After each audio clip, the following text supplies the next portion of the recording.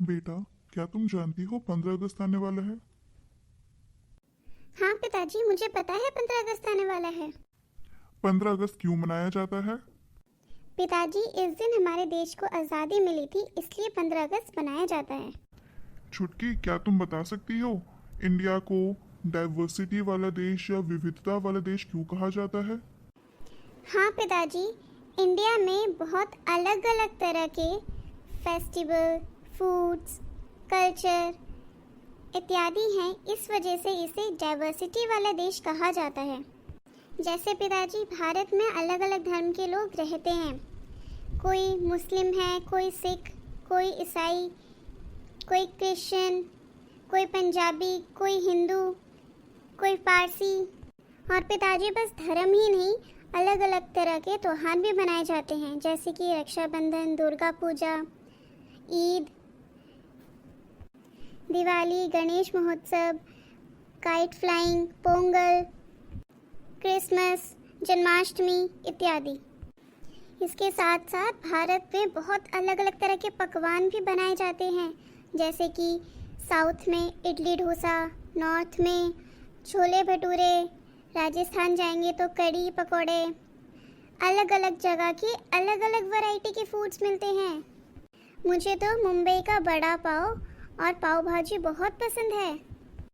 बहुत खूब छुटकी, लेकिन क्या तुम्हें पता है भेदभाव भी होता है यहाँ पे? पिताजी, ये क्या होता है, बताइए ज़रा। जब लोग पूर्वग्रहों या फिर रूढ़िवादी सोच के आधार पर व्यवहार करते हैं तो उसे भेदभाव कहते हैं। जैसे पिताजी, कुछ उदाहरण दे के समझाइए।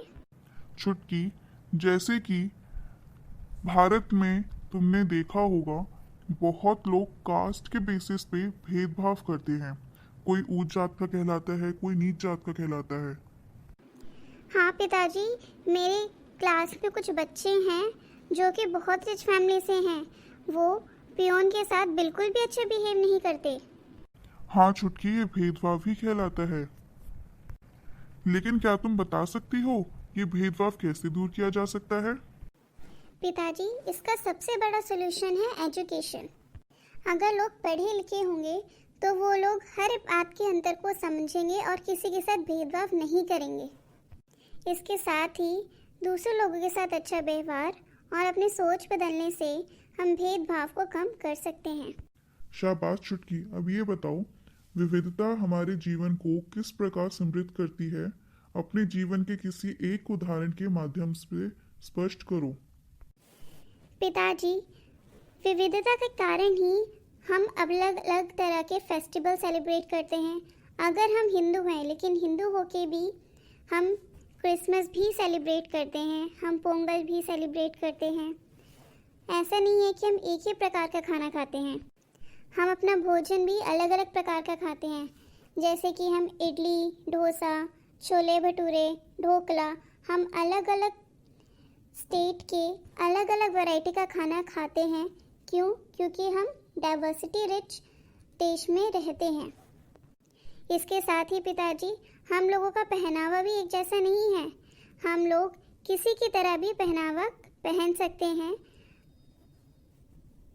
और ऐसा कर पाना इसलिए संभव है क्योंकि हम लोग डाइवर्सिटी वाले देश में रहते हैं।